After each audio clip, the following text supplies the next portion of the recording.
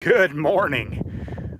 I hope you're doing good today. It's a little bit breezy, and I'm up here in the reserve with my dogs, my girls, old Paisley and Ava, and we're the only ones in this whole area. So this trail is fascinating to me, and I've probably been on it maybe a dozen times since I found out about it a long time ago. And it's a pioneer trail. Now, if you're not familiar with southern Utah, there was pioneers here. There were settlers. They were a Mormon settler colony that came in here from Missouri, and they settled different areas of the state of Utah. And I am walking on a trail that used to be a canal. Now, this canal, where I live in the desert, water is precious and it's hard to get. And this they had a spring called Cottonwood Spring, way up on the mountain. I'm guessing 20 miles from here. It could have been 20 miles. And they had to build this canal by hand all the way down 20 miles of stacking rocks and digging, and they would have water running down. And today we still do get water from Cottonwood. But I'm gonna walk some of this trail. I'm gonna walk around here because there's a big, they've had to take it on a gradual level around a basin so that the water can make it down into town. And it's kind of quite fascinating to walk this trail. Behind me, you can see part of it. And you would think it was a hiking trail, but it's not. It's actually a canal. We're walking in an old rock and dirt pioneer canal. So let me turn the camera. And you're gonna have to deal with my girls, with my dogs, but we're gonna walk in the canal. Now here's the basin, here's the bowl. So they couldn't run it down inside of there because then it wouldn't have gone back up that next hill. Now they do have a pipeline that's buried that goes up over there on that line that you can see. And the pipeline does carry enough pressure and speed to keep the water going. But the pioneers had to go all the way around this valley. As you can see, the canal over there on the other side, that line of yellow grass is actually the old canal, and it would run over the top of that hill and then back down into St. George, which is down below us down there. But there was a wash. There was a big wash right there in the middle of all of this. And they had to stack a bunch of rocks and take the water across the top of it and build a canal on the top of a dam, of diversion dam of types. And I imagine it probably also held some water in there at one point. But let's walk this. Let's go a little bit here. I'm working on getting some steps in. My health hasn't been the greatest since about May. Some stuff affected me in May, and we're trying to figure that out. So today I just have some very basic goals of getting steps. And so I'm just gonna do the loop around the canal here. And that's pretty much my physical activity. That's about all I got in me at this point. So, but the canal is really fascinating. And they had to probably figure out how to get around these little ditches and take the right turns so that the water would flow and not overflow from the canal. So when you see these rocks stacked on both sides of the trail, it literally was a ditch. I mean, this ditch was 20 miles plus long, all the way up to the mountain spring that they diverted it in. And it would have went right around these corners. And if history of St. George, there was this water was what a lot of this helped. Come on, Ave, look out! Helped water the livestock, and they would have turns. They would have a chime that would ring on the tabernacle building down there that would let people know when it was time for drinking and when it was time for animals. So that way they didn't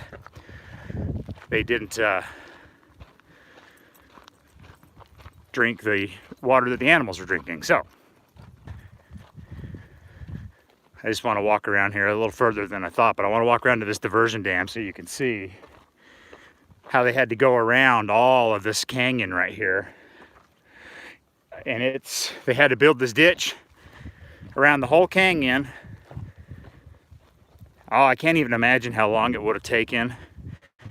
I know when I went up to New Harmony with my friend Brent, I saw some of their concrete canals that they had to build to get the spring water down into their town as well. And it's really interesting how hard they had to work just to have the resources to survive in this dry desert. have smashed every record known to man this year for the longest dry spell in southern Utah history before they even started tracking the weather in the 1800s. We've gone over 130 days, over 3 months, without a single drop of precipitation, no recordable amount.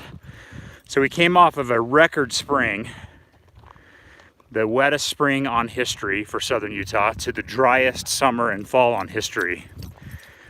And so we're supposed to get really cold this week, like 24 degrees on Wednesday, which is really cold. That's Fahrenheit for where I live. It's about 55 or 60 right now, which yesterday was 80. So we've dropped 20 degrees for today. We're gonna go down another 10 tomorrow, and we're gonna keep going down. And so it's gonna be very cold. But I still have to get these girls out because they go stir crazy, and so does their owner. So the reason I live where I live is I've got to be outside year round. If I'm stuck in the house for very long, that is not a good situation for me. And we've talked about that in our podcast and our live shows, that seasonal affective disorder, depression, anxiety. I've always dealt with that stuff in my life. So I have found certain ways to deal with it. And this is one of those ways that's helped me more than anything, is hiking, riding my bike, swimming, doing yoga. Those are my things.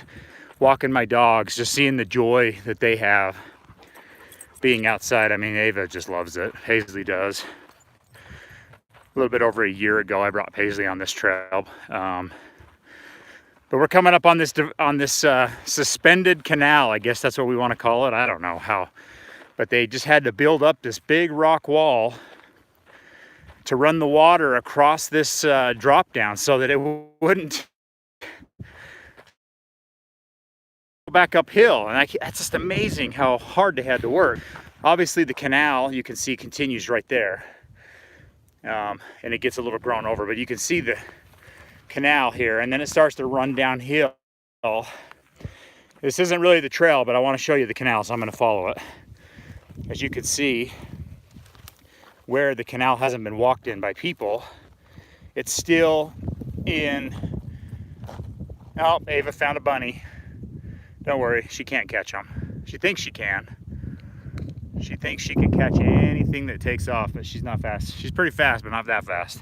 There's the canal, still walking alongside of it. It's grown over right here, obviously.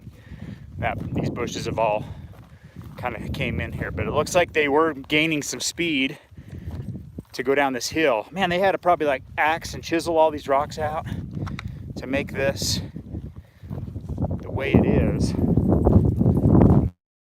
And it would have went across this thing. Service got a little weak there. Sorry about that. I hope this is still working. Anyway,